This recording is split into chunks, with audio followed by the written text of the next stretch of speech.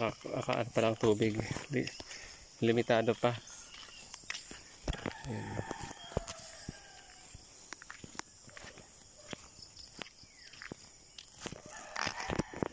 Ayan.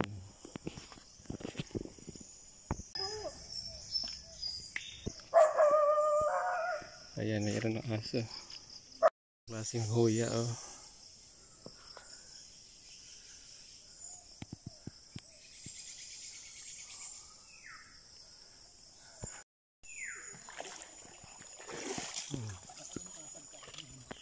Sa bundok. Ay, kikiraan lang dito. 25 minutes na. 7:30? Ay, hindi ba siguro. Pag mabilis yung lakad, hindi naman naabot ng isang oras. May bird's nest. Ang laki.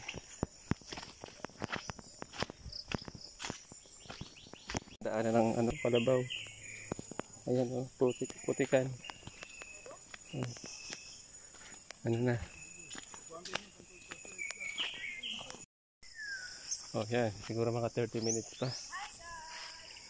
Oh.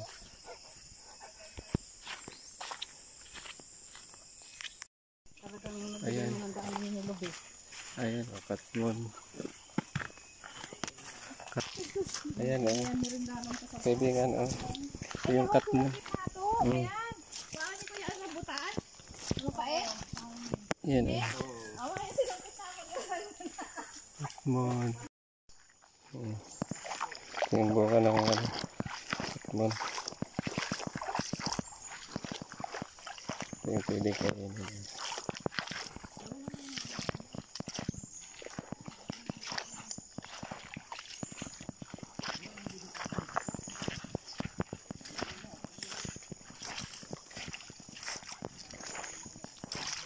Na ano, transpo.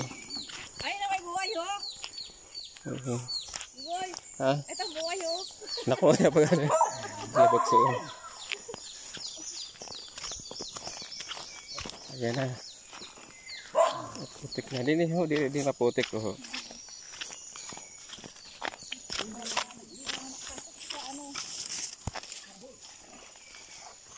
Ayan. Kaya no, papuntang ano yung Gatbo. Doon. Hindi pa kati. Oh, hindi pa pati sa ato doon.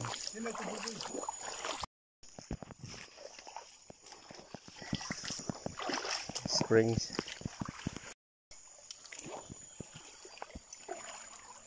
Oh, yan, nag-give na, oh. Oh. Ay, kuwaw. Ay, kuwaw na tumutunog.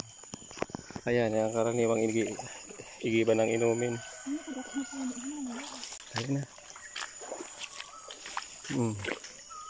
Narinig yung ano, ibon. Kwago.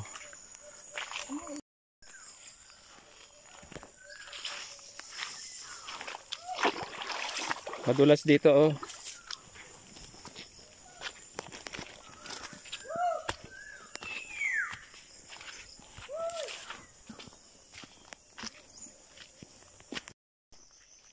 Wala man tayo.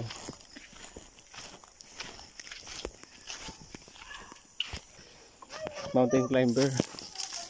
Oh, papunta na doon yung pababa na yun doon sa ano, daanan. Iniwasan lang natin yung ano doon, oh, hanggang tuhod na putik.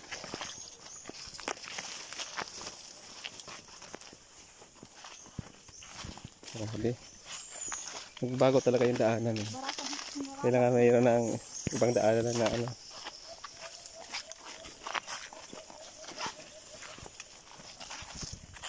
Doon, nandun yung mga putikan, oh.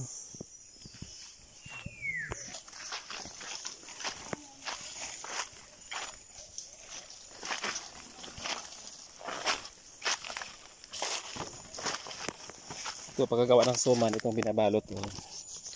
Pagikik ang tawag. Nagagawa kami ng suman saka pinagano, oh. Pinabunga niya, oh. Okay, sa kakaiba, oh. Looy-looy. May avocado dito. Ay, no, avocado yan, oh. Lapit na tayo. Uy! Bird's nest. Daming bird's nest. Tayo na. Nakarating din. Nung mga bata pa kami, dito kami. Yan. Kami nakatira. Ayun na, yun na yung kubo. Ay, sa awa ng Diyos, nakarating din. Matapos ang isang oras.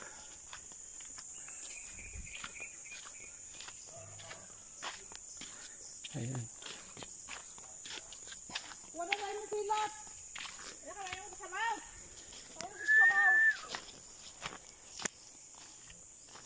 Ayan. Ayan si Raymond. May luto ka, may mga ginilang ka. Ano na Raymond? Dahil nakuha ko na po sa kagabi yan. Oh, kain na. Ano nakuha? Doon nag-drop yun yun. Ay, hindi tayo Binira mo? Oh, may dami daw nakuha. mga Shrimp. suda mo. Oh. Kami sa bahay, oh, mga mag-alas 6. Ngayon, 7:45 na.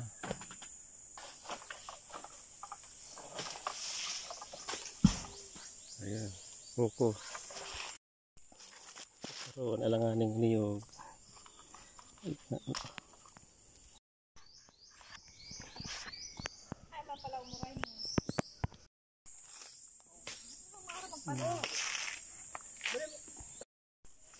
Hugas tayo ng alahaw. Lagyan ng kanin kainan.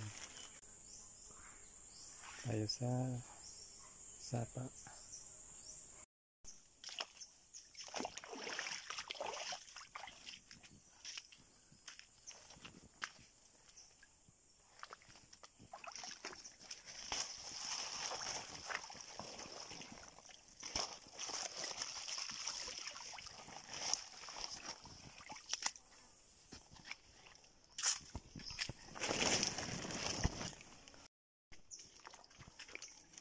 Ito, nung mga bata pa kami dito. Ito'y, kung tawagin dito, hagik-hik. Itong binabalutan ng suman, paggagawa ng suman. Ayan. Ito naman yung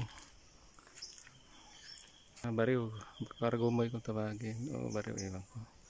Itong ginagawang banig. Fiber. Ito, marami dito.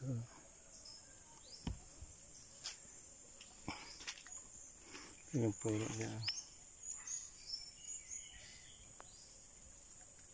Ito naman yung fish tail kung tawagin.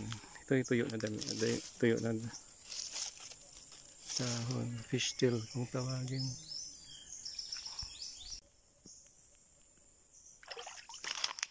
Marami ditong ferns. Ito mga ferns. Kainin yung talbos. This is mga ferns. Kapag may talbos ay pwede rin gulay. Pero sa ngayon ay kaunti. At kung mayroon man mas mataas. Mataas na lugar. Ayun, nasa niyogan.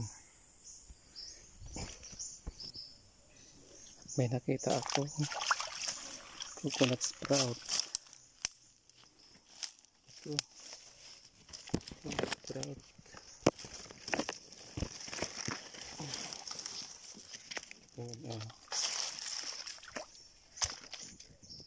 Niyog na may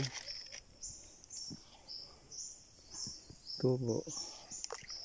Punla na siya, punla. Nilagay na siya, punla. At meron pang isa. Ito pa. Siguro ito yung mga na-harvest na ano. Hindi lang ako. Hayaan na natin dito tumubo. Sa gilid ng sapa. Ito lang ating kukunin. Yan, daming ferns. Pa kami, dito kami nakatira sa bundok. At ito yung mga koprahan, liyugan.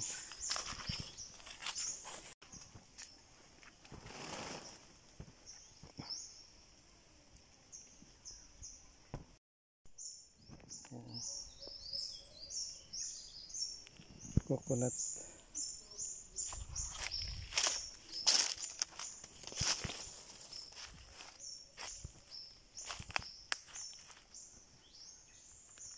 Nakasalansa na ang mga kopra. Ayan, nakasalansa na at yun ang typical na pagkukopra.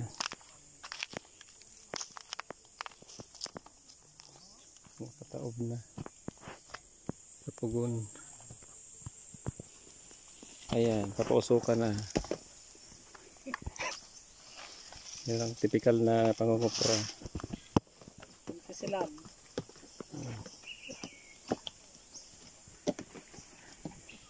Gamit itong bunot. Pang ano, pansiga. Yan. Pero babantayan dito. Babantayan, baka masunog.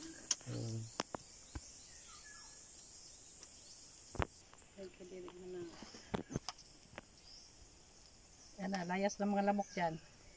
Wala lang lamok. Wala lang mga lamok. Ayan.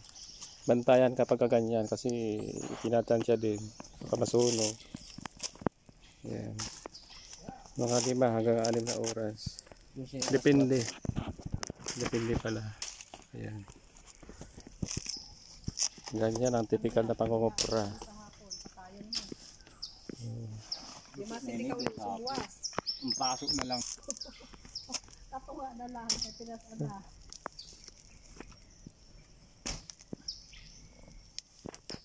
Kung sarap ano yung buwas, ako na ito buwas.